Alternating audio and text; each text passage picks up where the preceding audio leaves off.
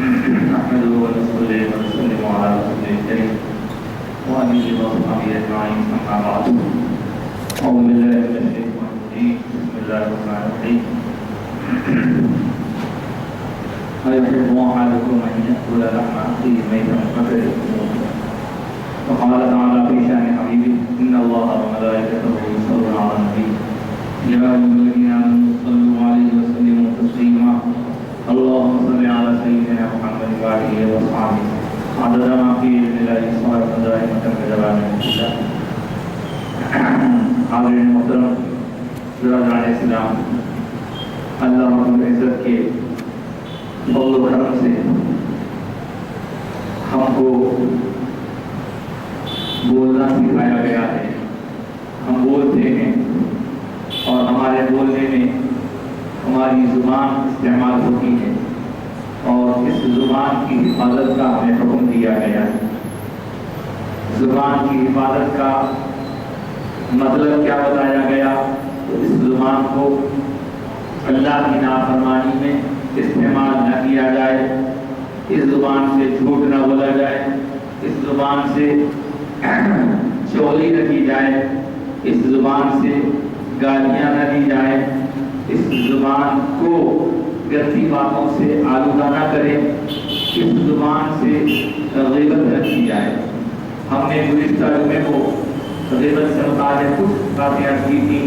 آج بھی ہم اسی غیبت کے بارے میں مزید باتیں آپ کی خدمت رکھنے کی سعادت حاصل کریں گے، کیونکہ یہ ایسا مرض ہے، مرض یعنی بیماری کا تصور ہمارے اندر جسم کے ساتھ منسوب ہے. اگر کوئی کہے کہ تھوڑا سا بیمار ہے تو سمجھنے کے وجہ سے کچھ ہو گیا ہے. تو یہ جسمانی بیماریاں بہت ساری ہیں اور ان بیماریوں کا علاج کرنے کے لیے ہم ڈاکٹرز، حکیموں یا اس طرح کے لوگوں سے رجوع ہوتے ہیں کہ بھئی آپ میں درد ہو گیا، اس کا علاج کیجیے، یہاں کٹ گیا یہ بنا لیجیے، یہ درست کر دیجیے، وہ درست کر دیجیے. یہ ساری جسمانی بیماریاں ہوتی ہیں.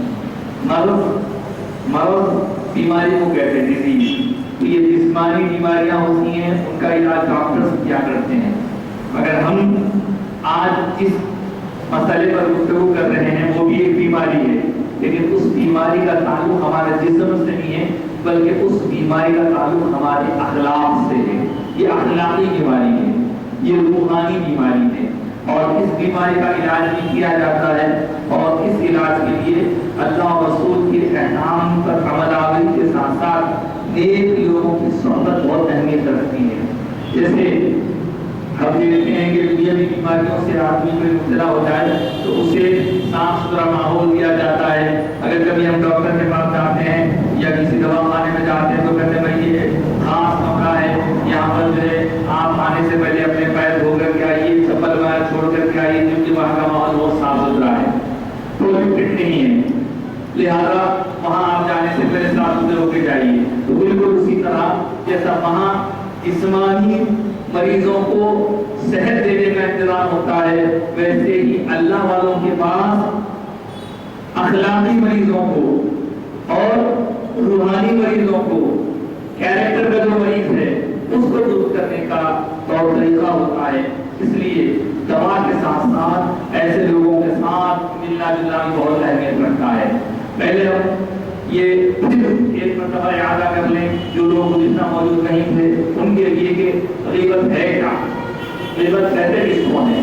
دراصل سرکار عالم صلی اللہ علیہ وسلم ہی نے ایک مرتبہ اپنے پیارے صحابہ سے پوچھا تو وہ بتاؤ غیبت کیا ہوتی ہے. صحابہ نے کیا عرض کیا؟ صحابہ نے عرض کیا یا رسول اللہ، آپ اور آپ کا خدا یعنی اللہ اور اللہ کا رسول زیادہ بہتر جانتا ہے کہ غیبت کیا ہے.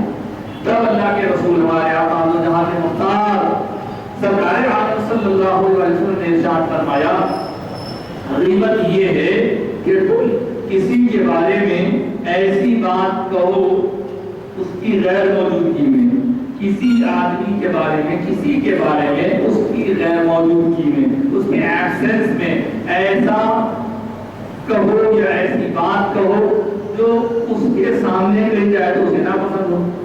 یہ چیز چیز غیبت کہلاتی ہے۔ سرکار کے صحابہ نے عرض کیا یا رسول اللہ ہم اس کے بارے میں جو کچھ کہیں وہ چیز اس کے اندر موجود ہے، وہ چیز اس میں موجود ہے، یعنی وہ ایسا ہی ہے جو ہم کہتے ہیں اس کے متعلق اس کے غیر موجودگی میں، تو کیا وہ بھی غیبت ہے؟ حضور نے فرمایا وہی تو غیبت ہے جو کوالٹی یا جو صفت اس کے اندر موجود ہے اور وہ اس کو برا سمجھتا ہے، اس بات کا اس کی غیر موجودگی میں ذکر کرنا یہی غیبت ہے۔ اگر تم نے کوئی ایسی بات کہی جو اس میں موجود نہیں ہے، جو موجود ہے اس میں وہ کہنا غیبت ہے، جو موجود نہیں ہے وہ کہتے ہو تو یہ تو غیبت سے بھی بڑا ایک گناہ ہے، جس کو بہتان بولتے ہیں، الزام لگانا بولتے ہیں، کہ کسی پر الزام لگا دینا، جھوٹ وہ باندھ دینا۔ تو پتا چلا کہ غیبت اور بہتان دو الگ الگ چیزیں ہیں۔ بہتان کیا ہوتا ہے؟ شاید آپ نے سے پہلے سنا ہوگا، بہتان کسی پر جھوٹی بات لگا دینا، الزام لگا دینا۔ ایک بات ہے اس پر تھوڑی سی روشنی آتے ہوئے اپنی بات کو ہم ختم ہیں۔ ایک زمانے کی بات ہے کہ ایک عورت کا انتقال ہوا، اس کے انتقال کے بعد محلے کی عورتیں اسے نہلانے دھلانے کے لیے آئیں، اور جب وہ نہلا رہی تھی تو نہلاتے محلے کی ایک عورت نے اس کے بارے میں کہہ دیا، اس کو نہلا رہی تھی، پانی ڈال رہی تھی، اسے دے رہی اس ڈیڈ باڈی کو، کہہ دیا کہ صاحب یہ عورت کا کسی مرا آدمی کے ساتھ افیئر تھا۔ بس یہ کہنا تھا کہ اس عورت کا ہاتھ اس ڈیڈ باڈی کو چھپک گیا۔ اب آپ کوشش کر رہے ہیں، ہاتھ کھینچو ڈیڈ باڈی ساتھ آ رہی، بڑی مشکل ہو، دنیا کی محنت کر لی گئی۔ اب آخرکار کے طے کیا گیا کہ یا تو اس کا ہاتھ جس مقام پر چپک گیا ہے اتنا حصہ گوشت کا کاٹنا پڑے گا ڈیڈ باڈی کا، یا تو اس کا ہاتھ کاٹنا پڑے گا۔ ہاتھ کاٹنا چاہیں تو اس کے لوگ اجازت نہیں دیتے، اس کا جسم کاٹنا چاہیں ڈیڈ باڈی کا، اس کے لوگ اجازت نہیں دیتے۔ اب ہاتھ چپکا ہے، پمپ گزرتا جا رہا ہے، ڈیڈ باڈی ہے، میت ہے، کب تک رہے گی تو یہ کیا مسئلہ ہے؟ لاکھ کوشش کی گئی اور بلاخر ہوتے ہوتے بات کہاں پہنچی؟ اب اس وقت کے امام حضرت امام مالک کے پاس، یہ جو ہمارے چار ائمہ ہیں، امام اعظم ابو حنیفہ، امام شافعی، امام مالک، امام احمد بن حنبل، یہ ہماری امت کے بہت بڑے علماء ہیں اور امت کا 1400 سال سے ان کی ریسرچ پر عمل ہے۔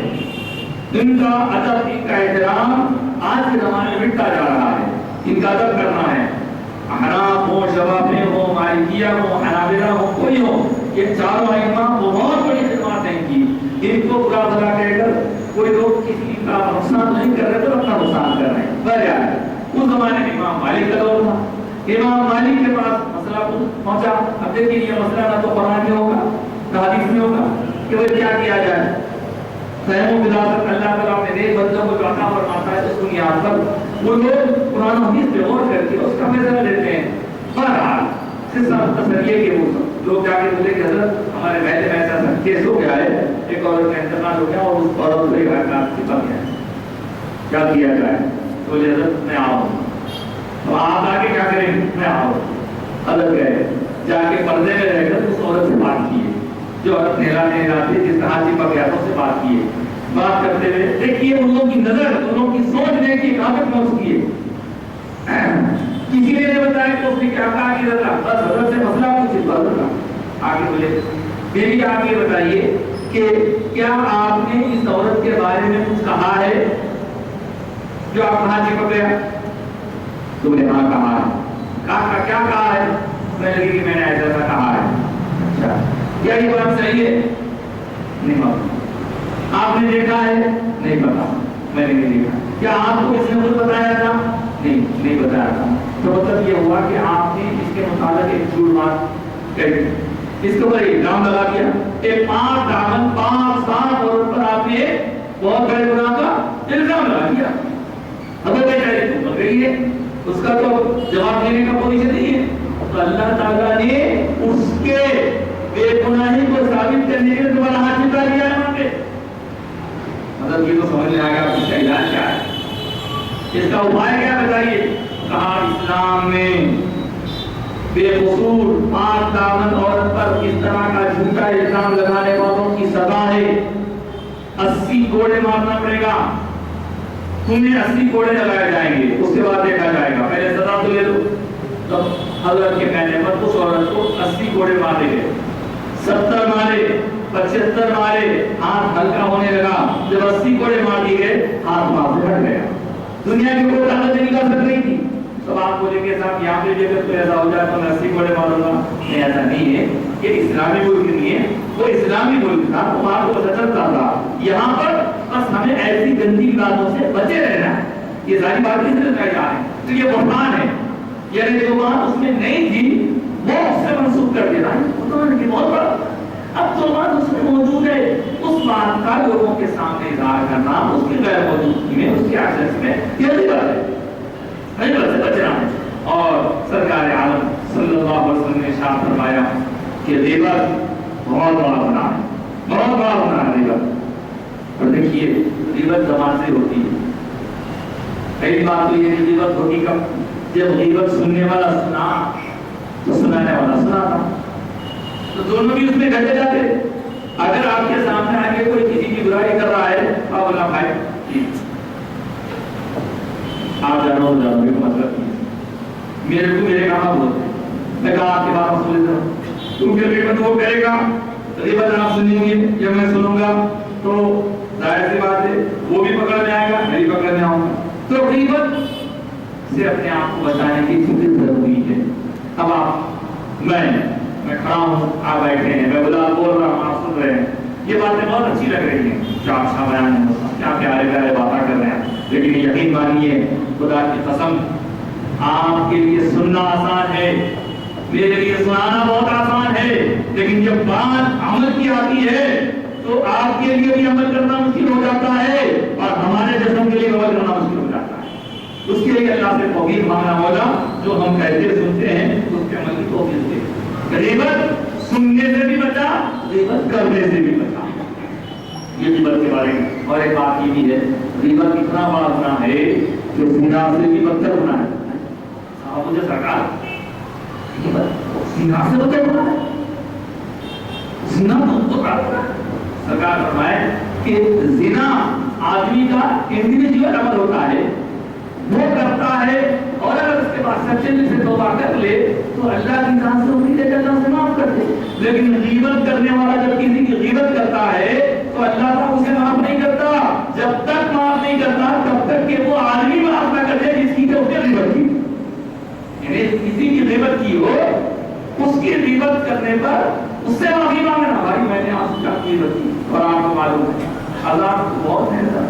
اللہ کے رسول ہمارے آقا سرکار دو جہاں صلی اللہ علیہ وسلم جب معراج پر تشریف لے گئے تو آپ معلوم ہے, آپ مثال سنتے رہتے ہیں کہ حضور کو جنت کے مختلف آرام اور عیش کے مناظر دکھائے گئے, اس کے ساتھ ساتھ دوزخ کے عذابوں کا بھی مشاہدہ کروایا گیا. حضور پاک علیہ الصلوۃ والسلام نے ایک قوم کو دیکھا کہ وہ قوم خود اپنے ہی ناخنوں سے, اور ان کے ناخن لوہے کے, ان ناخنوں سے اپنے ہی چہروں کو گریز کر زخمی کرتی جا رہی. حضور جب اس طرف متوجہ ہوئے تو حضور کو بتایا گیا, حضور یہ عذاب کا انداز آپ کی امت کے ایسے لوگوں کو ہے کہ جو لوگ لوگوں کی غیبت کرتے رہیں گے اور غیبتوں میں وقت گزاریں گے, ان کو یہ عذاب ہی رفتار کیا جائے. اور اللہ کے کلام کی جو آیت کریمہ میں نے اپنی جو عنوان کے طور پر پڑھی, اللہ پاک فرماتا ہے وَلَا يَغْتَبْ بَعْضُكُمْ بَعْضًا, اور آپس میں ایک دوسرے کی غیبت مت کرو. لیکن آپ یہ سب باتیں آپ سے عرض کر رہا ہوں, آپ بولیں مساوات غیبت کے ساتھی اور سے ہے گزشتہ کے عرض کیا آج بھی پہلی بات یہ ہے کہ ہم جہاں ملتے ہیں کچھ نہ کچھ کسی نہ کسی خدمت ہوتی ہے. دکان پہ بیٹھے ان کی غیبت, دعوت میں بیٹھے ان کی غیبت, شادی میں بیٹھے ان کی غیبت, بیعت میں گئے وہاں کی غیبت. اب میں آپ سے عرض کروں نا, اب یہاں سے غور کیجیے, میں جو عرض کر رہا ہوں صحیح ہے نہیں. جہاں بیٹھے, جہاں چار آدمی ملے غیبت شروع, وہ ایسے کہتے ہیں, وہ ایسے کہتے ہیں, ایسا ہے, ایسا ہے, جبکہ وہ ضروری نہیں ہوتا ہمارے لیے.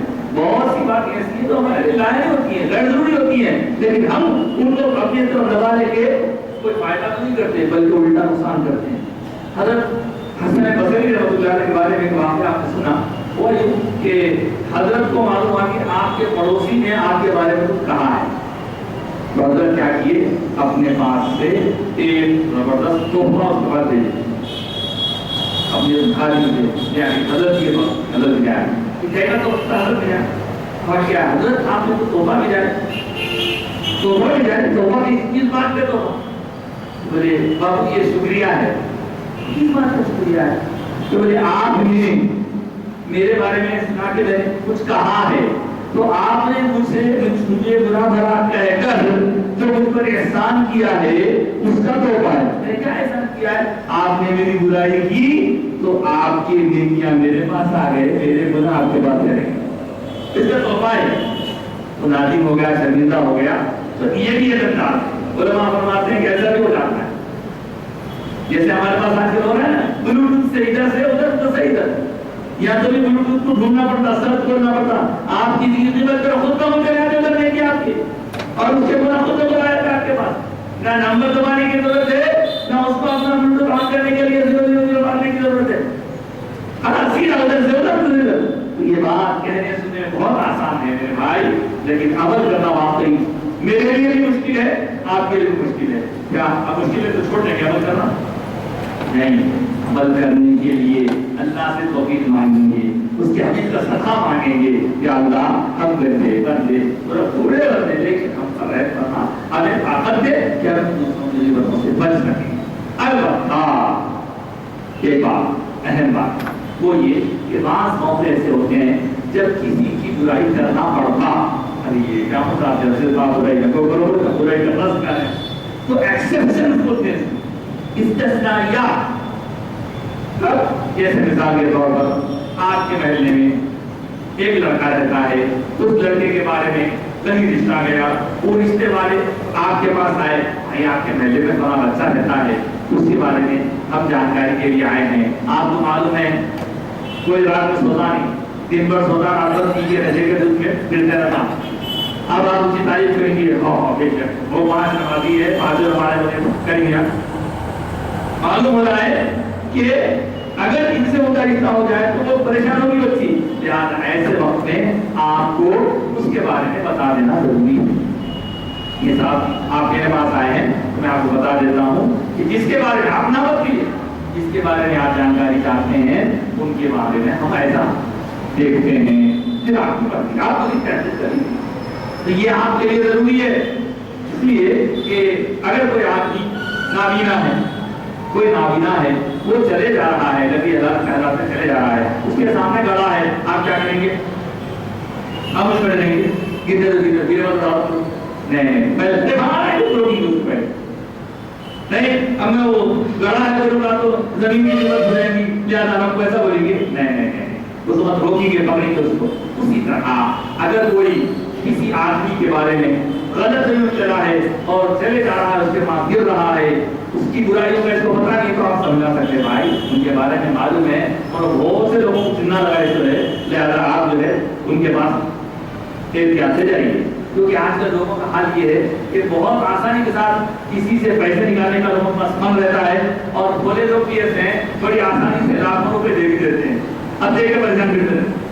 वो एक सही भाई अल्फला से नाम ले लेना चाहिए था, अल्फला मालूम ना, अल्फला कंपनी की देखिए आज से 10-15 साल पहले लोगों के पैसों को राज करते थे। तो ऐसे लोगों के बारे में अगर आपको मालूम है तो आप उसको जो लोग धोखा खा रहे हैं उनको बता देना।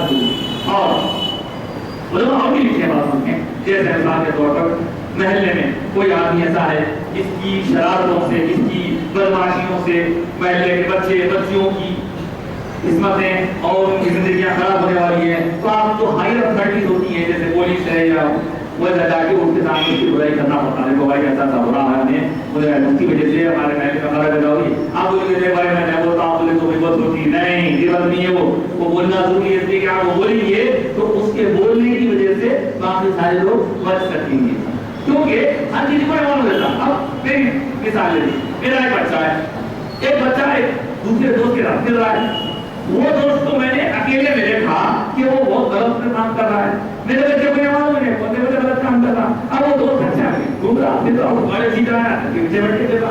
तो मैं अपने बच्चे को बोला, देखो बेटे के साथ मत रहो, तो मुझे बताना पड़ेगा, देखो बेटा उनके साथ इसलिए मत रहिए क्योंकि वो ऐसे ऐसे हैं। तो मेरा मकसद उसकी बेइज्जती करना नहीं है, मेरा मकसद मेरे बच्चे को बचाना है। बात समझ रहे हैं? बहुत अहमियत। तो इस तरह आप एक नियति के साथ खुश करना चाहें तो हम के साथ आप कर सकते हैं। लेकिन जैसा आजकल हमारे पास माहौल बन गया है, शादियों में, जनाजों में, दावतों में, जहाँ बैठे बस इनकी शुरू, उनकी शुरू, वहाँ की शुरू, यहाँ की शुरू, अरे होगा कोई फायदा नहीं उनका, ना आदमी से मुलाकात होगी ना होगी। अब देखिए और ऐसा कर लिए तो लिहाजा देशभक्तों से बचिए। और ये जबान अगर चलती है तो अल्लाह रसूल की मर्जी के मुताबिक सवाब के लिए चले तो बहुत अच्छा है, वरना इससे अच्छा ये है कि ज़बान चुप रहे। ज़बान के गलत इस्तेमाल से बेहतर ये कि ज़बान चुप रहे, और ज़बान के चुप रहने से बेहतर ये है कि ज़बान अल्लाह रसूल के जिक्र में मशगूल रहे। अल्लाह की बारगाह में हम दुआ करते हैं, मौला हम ताकत नहीं रखते, हमारे अंदर कुव्वत नहीं है, हम बड़े नादान, हम गुनाहगार हैं। तो तेरी बारगाह में मौला उम्मीद है कि हमारी मदद फरमाएगा, हमारे बुराइयों को नेकियों में तब्दील फरमा दे मौला, हमारे अंदर जो खराबियां हैं खराबी को दूर फरमा दे, हमारी जुबान के जो मुसीबतें आफतें हैं उनसे हमको बचा ले, और ज़बान की हिफाजत की तौफीक अता फरमा। आमीन या रब्बल आलमीन। दुआ अल्लाह